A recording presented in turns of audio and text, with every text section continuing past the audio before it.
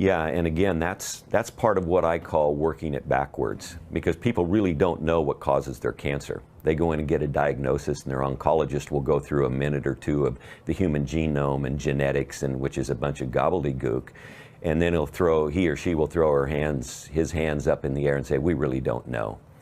And I would say to that patient, "Gee, I don't want to go see that guy. He doesn't know why I have it, or essentially what it is. I want to go see someone who knows." That's the walking it backwards. You know, cancer is caused largely today, well, this much of it is genetic, very little is. If you're carrying a BRCA1 or 2, you know, a defective gene, which is possible, but it still doesn't mean you're going to get cancer. But most of it is not genetic. Most of it is actually driven by epigenetics. And that's what people need to understand. There is a difference. If genetics is your computer, if it's the hardware, then epigenetics is the software. And we all know that the software drives the hardware. It is really the brains.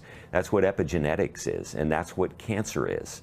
You know, we know the right foods have always been epigenetic, always. The right raw organic foods, because they will provide the nutrients in the body that will keep all of those pathways open and moving, the methylation pathways, the enzymatic pathways, the things that really drive the body and drive the genetics as well. So cancer is not genetic, and if you're in a room full of oncologists and your first line of your speech is that cancer is not genetic, they'll probably throw you out right away. And I had a good geneticist, Dr. Alfredo Galvez, told me that, and he started with that line, and boy, they were mad at him. But it's true nonetheless, and we have to deal in truth. So the 5 things are the right diet. If you don't do the right diet, you're not going to get there. It's very difficult to get there. You can't do this much right and eat at Burger King and drink Coca-Cola and milkshakes and French fries, unless you're one patient I know who did all the wrong things, but he did enough right things and he survived and thrived, but I don't recommend that. So it's the right diet, it's the right supplementation, it's the right water, it's the right detoxification, critical, as we talked earlier about, and exercise, and the right exercise for those people who are able to do it. And by the right exercise, you know, it's different for different people. Obviously, I don't recommend swimming in chlorinated pools, but if you can swim, that's good, or walk or run or whatever you can do. I'm 65, I'm still an active runner at my age, and it's good for me. I love it, but it's not for everyone. We have whole body vibration equipment now, which is, it is so good that it was unbelievable for us to read the research on this, and I won't go into all of it. But anyone, almost anyone, we had an ALS patient who was paralyzed. All he could move was his eyes, and we got his legs, his feet on this whole body vibration machine. And he smiled. As well as he could, you could see it in the corner of his eyes. These will help everyone if you know how to do it, what to do. They're very cost effective today. Detoxification, PIO, precision intestinal oxidative hydrotoning.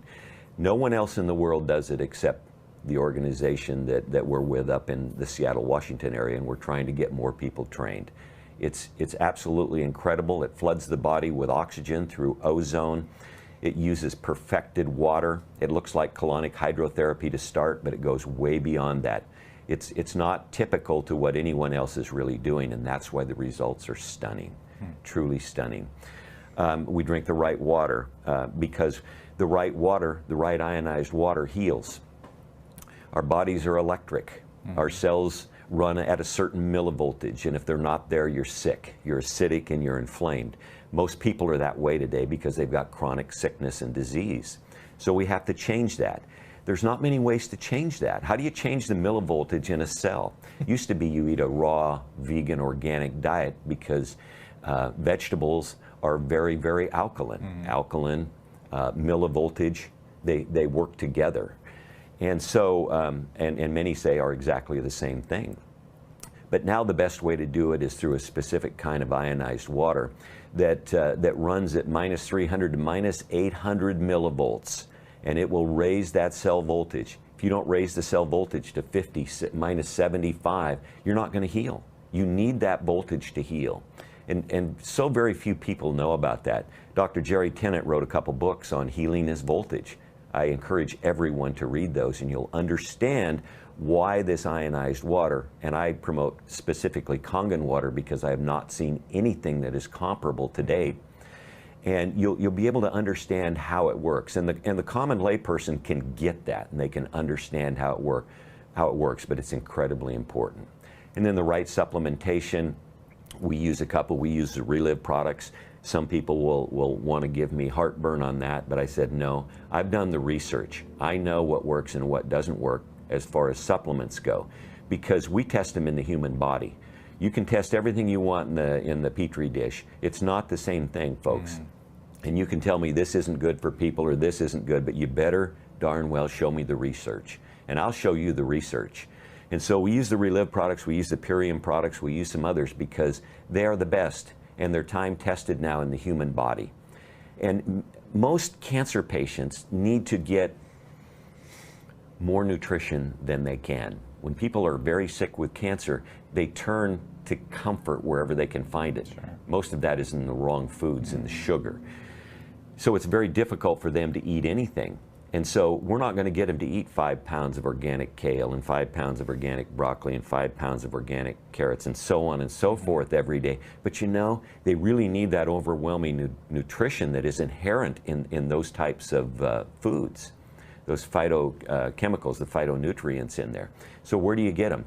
You get them from synergistic supplements where you can get rough equivalents of that and you can consume it. A cancer patient can then consume it and kind of flood or overwhelm the body with nutrition, which is not only imperative for cancer patients, but others who are struggling with sickness and disease.